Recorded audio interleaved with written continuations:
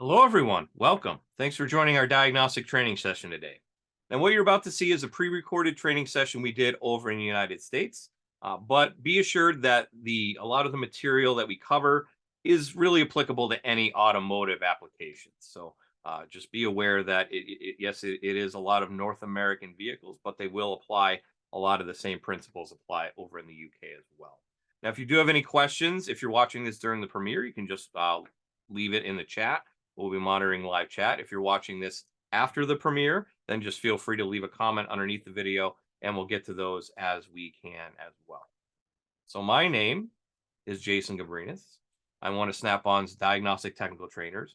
I've been in the training department since 2013, traveling around North America, helping techs and shop owners get the most out of their diagnostic equipment.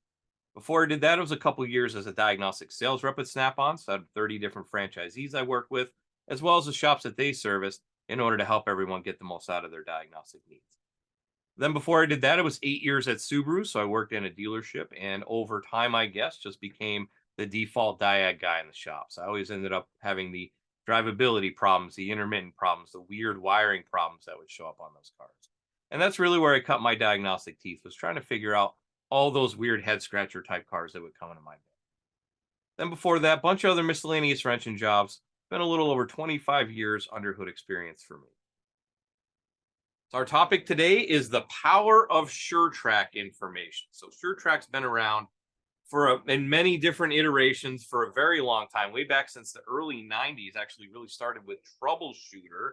You remember that way back with the brick, all the way up through today, where we have this wealth of experience-based information. Experience-based information can be very helpful when it comes to diagnosing a problem vehicle.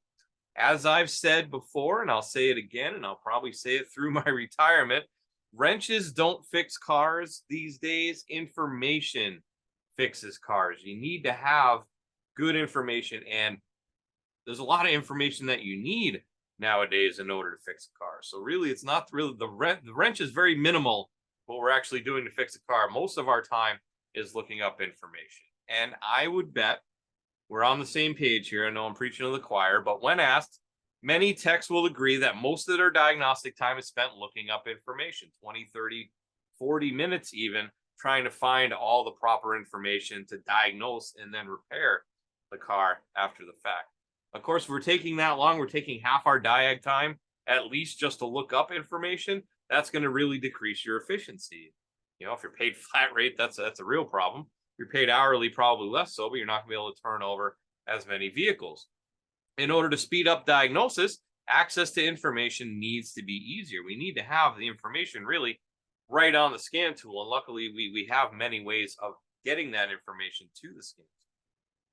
And of course, we have two different types of information if you really think about it. We have our OEM information, which of course is going to be direct from the manufacturer, right? It's going to be my TSBs, my recalls, my campaigns, my different repair information, flow charts, and here's the torque sequence for the cylinder head and whatever else you might need from the manufacturer. Then there's what happens in the real world, because if you think about it, the majority of the OEM information that comes out is written by engineers, right? People who designed and built the cars, who may have never touched a wrench in their life. And I think there's a large swath of them that haven't. And that's why we get things like starters in the middle of valley pans, and we get oil filters in the middle of exhaust systems. But I digress. Anyway, so we have our OEM information written by engineers. Then we have our real world information, which is sourced from technicians, much like you and I. So it's based on actual repairs of actual real vehicles. What really happened in the bay at that time? It's based on a tech's experience. So sources of real world information that we can gather that we may use in our day-to-day. How about repair orders or information that's on a repair order more specifically? So what actually fixed this problem before? If we saw this same car before with this same problem, what fixed it? Also knowledge, what's in here? The tech's knowledge from their own experience. What have I done when I saw this car before? When I saw this car with this problem before, what did I do in that case? And then we get our information from other technicians as well. Maybe the buddy in the next bay over. Hey, have you seen this problem before? What happened? What was it? What have others done? Or maybe you have to call your buddy down the street at a different shop. Hey, you work on Fords all the time. What did you, have you seen this problem on this Ford Focus or whatever it happens to be, right? So what have other people? So we need to gather all this information, both OEM and that experience-based real-world information, in order to help us make a good diagnosis. Here is one of my favorite case studies that displays this. Now, you may have seen this one before, but we're going to go through it again because I think it makes a really good point. All right, so this is on a 2006 Mini Cooper S. And the customer complaint is a lack of power and an engine. All right, so they scan through the vehicle. First thing we want to do is a pre-scan, right? And the first thing that came up was a code, a P1688 code, which by definition is electronic throttle control monitor level 2-3 mass airflow calculation. So if I looked at nothing else, and I just scanned the code and I just had the code definition, I would think maybe it's a problem in the throttle control system. I would think maybe it could be a mass airflow problem. It could be like maybe a leak in the air duct or a mass airflow sensor or whatever it happens to be, just at first blush, just thinking about it, right? Now, in this case, we're using a tool with Fast Track Intelligent Diagnostics. So that's going to have both OEM and experience-based information integrated into it all in one place. So the first thing we're going to look at is OEM information on the TSBs. And we see we have two TSBs. So let's look at the first one. And it's going to be on any of the Cooper S's with the W11 engine, which would be this one, the supercharged Mini Cooper back then. Customer complains of lack of power and engine is in fail-safe mode. The service engine soon light is illuminated and fault code P1688 is displayed. Possible causes. Possible air leak in the induction system. Okay, we might have thought of that. Map sensors are indicating implausible values. Okay, we thought mass airflow, map kind of close. Failure of the supercharger bypass valve, sticking operation. Okay, so that wasn't top of mind. Check the complete air intake system, including throttle body, supercharger, intercooler, and inlet manifold for air leaks. Okay, looking for possible leaks. If no problem is found, verify both the manifold pressure sensors show plausible values. If values are not plausible, refer to map sensor test module. Okay, so we test our sensors. If values are plausible, replace the supercharger bypass valve and reprogram the DME. Okay, so in that case, we need to replace the part and then do a reflap. And then it tells you how to check. Driving in first gear until 5,500 RPM, switch to second gear until 5,500. We're just beating the bag off this engine, I guess. And tells you how to drive it. If the fault doesn't return, I guess it's okay. Please adhere to all traffic regulations. All right, next one, diagnostic tips. Customer complains about lack of power and engine in fail-safe mode. Same problem we have. Service engine soon lights on, P1688 code. Possible failure of supercharger bypass valve. When performing a DIS GT1 test module after fault P1688 is stored, in most cases, the test plan incorrectly directs the technician to the replacement of the DME control module. So that's the digital motor electronics, BMW and Mini. So that's the computer. So when diagnosing the fault, inspect proper operation of the bypass valve. Using a handheld vacuum pump, activate the bypass valve and observe its operation. If it's sticking, replace it. All right, so once again, they're directing you to do the bypass valve because their built-in test plan said, oh, well, it's got to be the computer. And they're replacing tons of computers, not solving this problem. So, that's something to be concerned about, I would say. So what have we learned so far just going through the OEM information? We can either, if we just follow the test plan and looked at nothing else, we may be taking an almost $1,400 gamble, putting a new computer in there, which probably isn't going to fix this problem. And if it's the problem this car has, it definitely wouldn't fix the problem. So almost $1,400. Or $116 for this bypass valve. I was able to find like an aftermarket. So that wasn't too bad. But that's still $100+ gamble plus labor. So do we want to do that? I'm not 100% sure yet. I'm not just going to rely on that TSB. Maybe there'll be things I check out, but I need more information first. I want to see, first off, experience-based information. What have other people done in this situation? So we go in, we have our TSBs, and next one's going to be this graph over here, this top repairs graph. Now, you've probably seen this. If you use the Snap-on scan tool at any time in the last 5-6 years, that was on Wi-Fi, that had current software on it, you're going to see this. It's anything from the Solus on up is going to have this information. So this is a top repairs graph based on billions of real-world repairs the number one repair in this situation for a 2006 Mini Cooper S with a P1688 code is overwhelmingly replace the harmonic balance. That's not a computer. It's not a bypass valve. That's a harmonic balancer. You might think that's crazy. It doesn't make sense. Explain it to you as we go. Also, number 2 is a crankshaft bolt, so it's probably going to go together.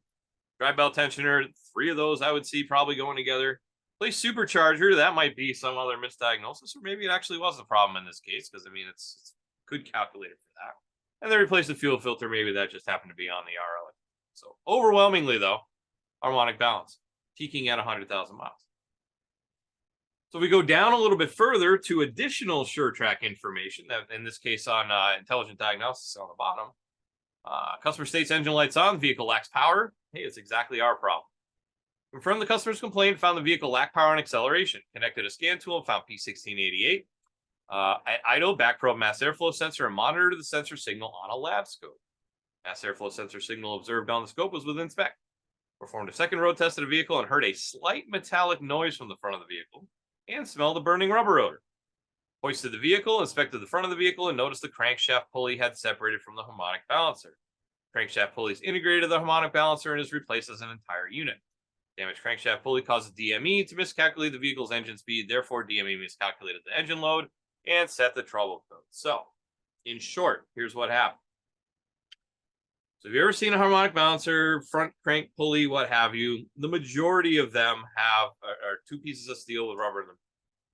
We got the outer ring, we got that runs the belt, we got the inner ring that turns off the crankshaft, and then we have the rubber in between to dampen vibrations and make everything run smoother.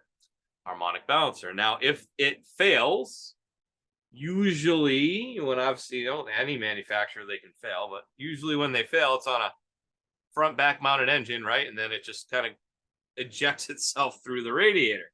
There's nothing really to stop it. So it just kind of goes out through the front, and then all sorts of havoc gets wreaked. But on a Mini Cooper, and really anything else with a transverse mounted engine, but especially a Mini Cooper since it's so small, it's transverse mounted, so that pulley is on one side of the engine and it doesn't have very far to go.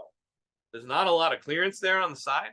So when it does fail, it just kind of goes tink, and it can't completely fall off or fail completely. So it's still there, and it might still be turning here and there. But what belt is on that is the supercharger. So the engine is turning at one speed, expecting the supercharger to turn at another speed, which it's now not because they're not really physically connected anymore. And then we now have an airflow discrepancy. The engine's pumping a certain amount of air versus what the supercharger is supposed to be putting in, and they don't match. So the computer says, well, it must be a mass airflow problem or something like that. So we're going to throw it. That's what happens. Now, if we go down a little further, I'm pretty sure we can figure this out with our eyes and ears too. Just kind of take a look, but let's see what additional fixes there are. The top one is replace the harmonic balancer. The other one is replace the map sensor. So in that case, maybe it was bad. It says how they tested it, put it up to a vacuum source, used it to check for pressure to short or open. Test results verify the manifold absolute pressure sensor was faulty, replaced. Next one's troubleshooter tips. So that's going to give us some tips, or we can go into ShopKey if we have Shop. So in this case, we link to ShopKey or other repair information, ShopKey Mitchell. And then we see right there, crankshaft balancer, pulley damper. And we see we get TSBs, we get real fixes, we get top repairs, we get causes and fixes. Everything we just kind of looked at, except for causes and fixes. We're going to get into detail on that in a little bit if we go live. But that's pretty much the same information we got from using Fast Track Intelligent Diagnostics with the integrated SureTrack. And here's what it would look like. Now you can do a Google search for broken Mini Cooper harmonic balancer because there's a ton of them out there. It's pretty common. And they're all pretty much going to look like this. Things warm up, things cool off. Rubber gets brittle, rubber breaks. So you can see this is kind of the outside ring. This is the inside ring. That's where the crankshaft would go. Crankshaft pulley's there. And then the belt, of course, would go on the outside. This is kind of flipped over. If you flip this thing over on top of here, you can see where it was rubbing a little bit. There's some marks, some scoring. So yeah, that was used to be one piece, kind of, sandwiched together, all nice and solid, but not anymore. And it broke apart, but it didn't have really far to go. So that's why you might not necessarily notice it a catastrophic failure. So let's talk about this SureTrack information we've been discussing.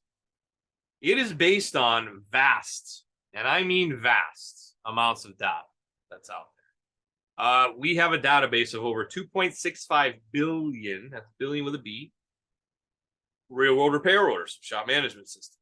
So we know what's happening in the bay in real time on these vehicles. And we can data mine and check for complaint cause correction, what fixed the vehicle in real time, essentially real time. It's not real time, but essentially we could do that. Now, I got to thinking when I was building this class, I said, man, 2.65 billion repair orders. That sounds like a really big number, right? I'd love to have $2.65 billion. I wouldn't be doing this, but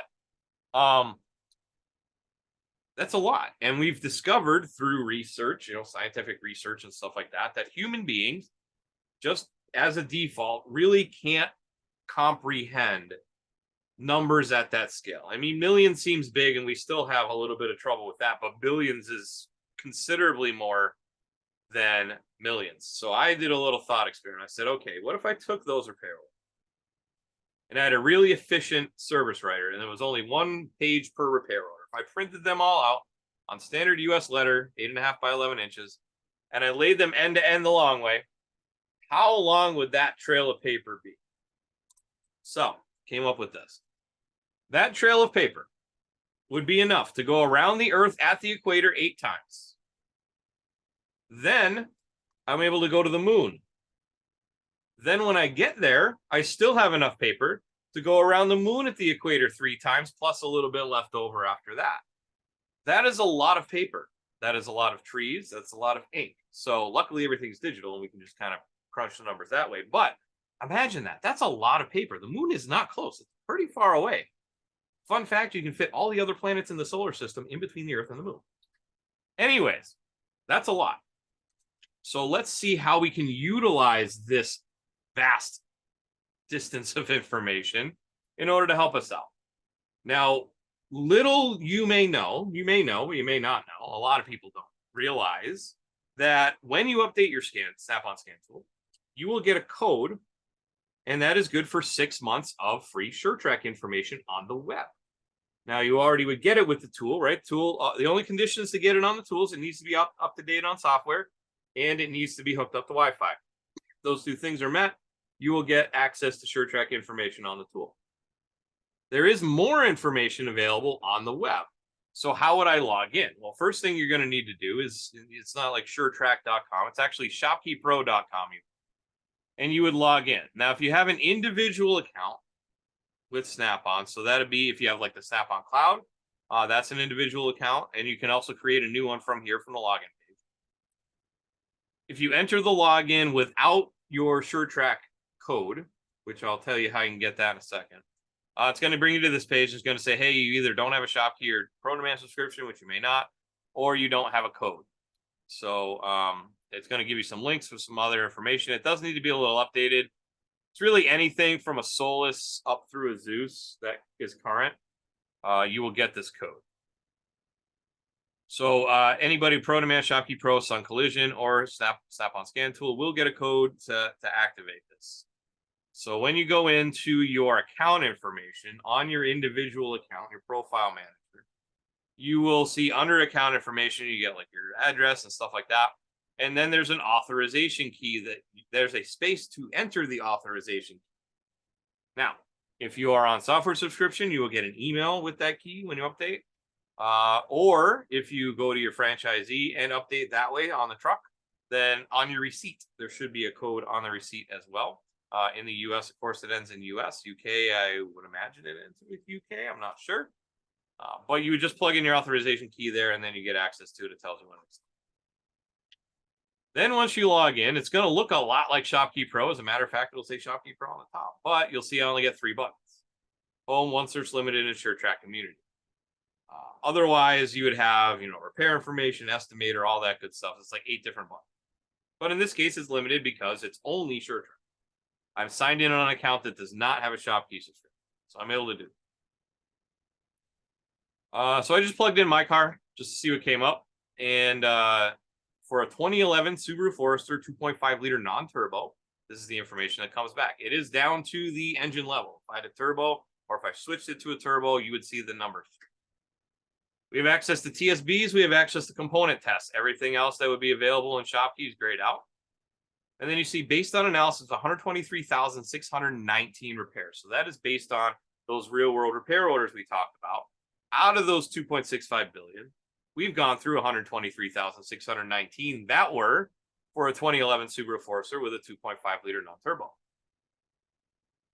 It's a fair number of repairs.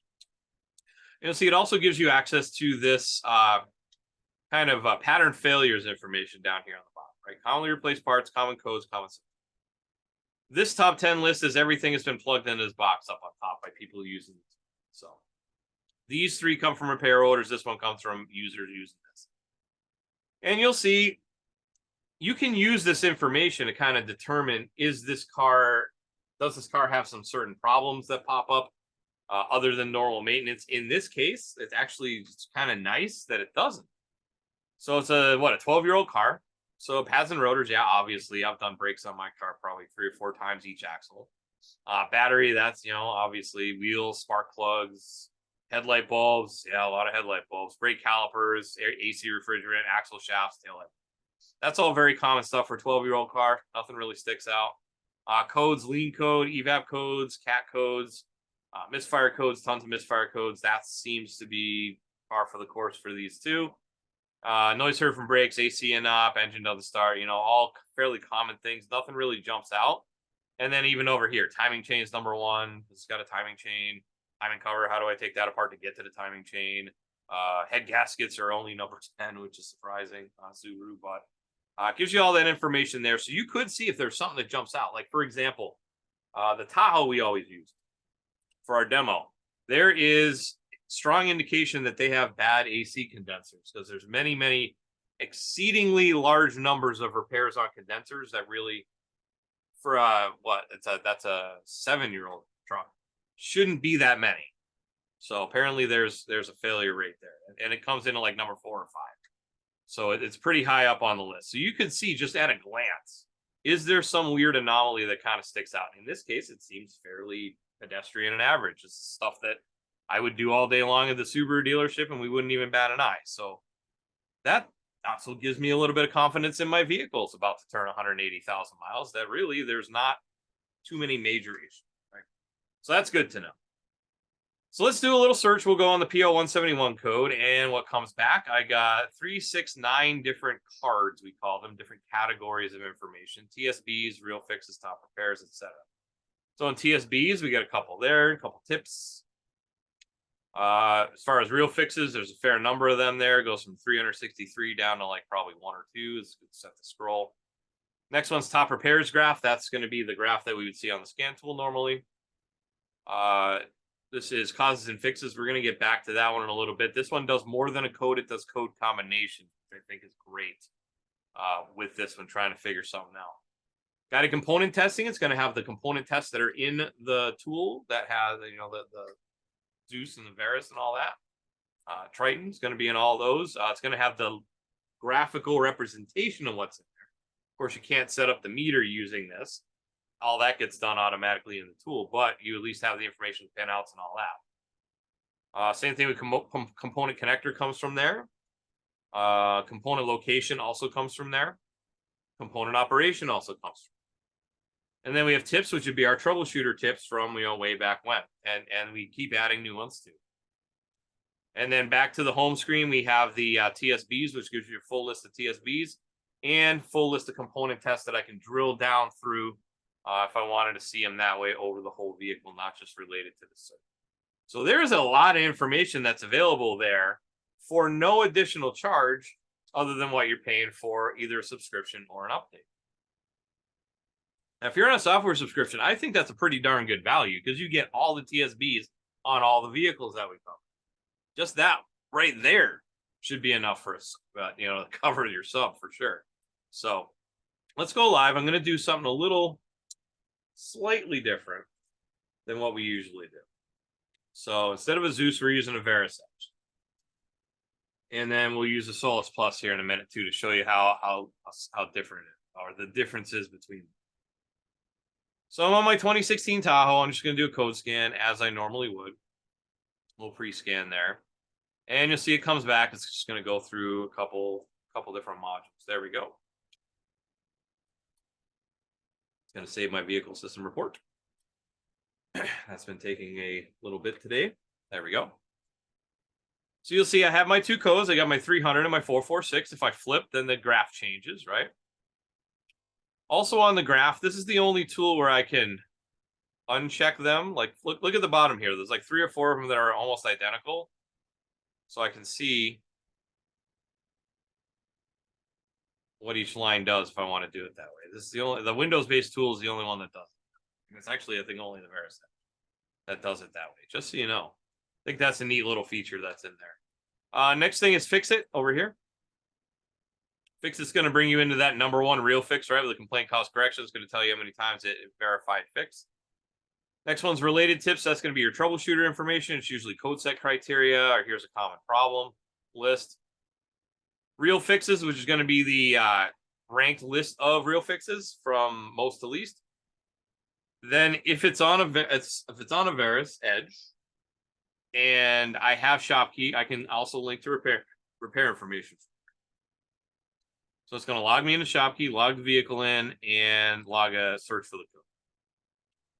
This vehicle, there's my PO300. I'm going to come in here under coil. And you'll see I have 3, 6, 9, 12, 15 different categories of information. Some OEM information, some SureTrack information. Causes and fixes I wanted to talk. So the beautiful thing about causes and fixes, like I alluded to earlier, if I'm only checking this information when I'm hooked up with a code, I can only do one code at a time, right? So I can look at one code, I can flip to the next code and flip to the next code, but I can only look at one at a time in the scan tool. If I'm over here, though, we'll see, well, if I got a PO300 code, it could be these 7 things. If I have a PO300 in combination with a PO50D, that breaks it down to 4 things that could be. And if I have a 350D and a 219A, probably going to be the fuel injector. Happened 22 times that it fixed it.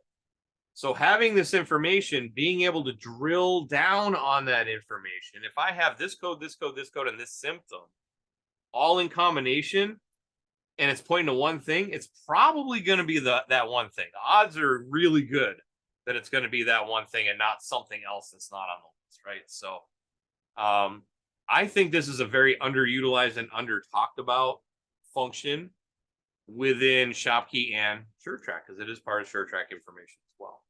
So this is how it looks in ShopKey. Let me log out of this and log into my SureTrack account, which you can also do on the tool. And then we will see, I have to pull my vehicle up. I'm just going to pull it out of history here. All right, so same thing, 5.3 engine, 2016 Chevy Tahoe, and a PO300 code. Now I have 369 cards. I can't scroll down. So there's 6 cards. That was OEM information that we don't have when it comes to this. But we still have our TSBs. We still have our real fixes, top repairs. Still have the same causes and fixes graph I just showed you. Right? Goes to the fuel injector. Not going to have things like specifications, wiring diagrams, R&R, labor guide. None of that's going to be in here. But you still have a considerable amount of information on this problem, on this vehicle. Component operation, component location, tips. All that information at your fingertips, either on the tool if you got a Veris Edge, or on the web. If you have an up-to-date Snap-on scan tool and you type in the code, it will show up on the web as well. So I think that's pretty helpful, pretty powerful. So that's on a Veris Edge. Let's look at on a Solus Plus what that looks like. Since it's not Windows-based, there's a few functions that it doesn't have. So we just did a code scan again. I don't know why I put my mouse cursor over there because it's finger operated. I'll pick that PO300 again, like we did in the other one. And we'll see we have our SureTrack landing page. So we have our top repairs graph. Then we have our number one real fix down here at the bottom. Complaint cause correction. Then we have additional related real fix. And then for some reason in the demo, it doesn't show up the troubleshooter. It does have troubleshooter information on it. It's just this is not a live vehicle, so it's not showing up. It would show up normally on a Tahoe. The other thing it brings over too is this code switcher button. So over here on the right, there's this triangle. And if I have multiple codes, I can actually flip back and forth and it'll give me that information and change it. So I can see any additional information there. So it gives you some guidance. It gives you that top hit list as to what's going on with the vehicle. And also, if you update the software, you get a code and you can use the web to look at all the other stuff I was just showing you too with it. So I think that is very, very powerful stuff built in to all of our tools from the Solus Plus all the way up through the Zeus Plus. So it's either integrated to Intelligent Diagnostics or it's available in Solus Plus, Modus Edge, Solus Legend. All of those, it's going to be built into the tool as well within the codes. So a lot of useful information. Having that experience-based information can be very, very helpful in many situations. So hopefully you take advantage of it. That is SureTrack information. And with that, that is our time here today. So make sure you tune in for new diagnostic content every week. We will be premiering a new video every Wednesday at 7 p.m. UK time. So make sure you check it out on the YouTube channel. If you're watching, of course, you would be watching this on YouTube, but make sure you subscribe, thumbs up, ring the little notification bell so you know anytime we post new content. And it's youtube.com/SnapOnDiagnosticsUK. With that, time for questions. If you have any questions, just feel free. Once again, if you're watching this on a premiere, just leave it in the live chat and we'll answer those. Otherwise, leave a comment under the video and we will get to those as we monitor those comments as well. So I'd like to thank you for taking a little bit of time out of your day to learning a little bit more about how you might be able to be more efficient at diagnosing vehicles using some of the information that we've given you today. Hopefully we'll see you next week. Hopefully you can watch and see you on any of our other videos. Have a good week, have a good night, and take care.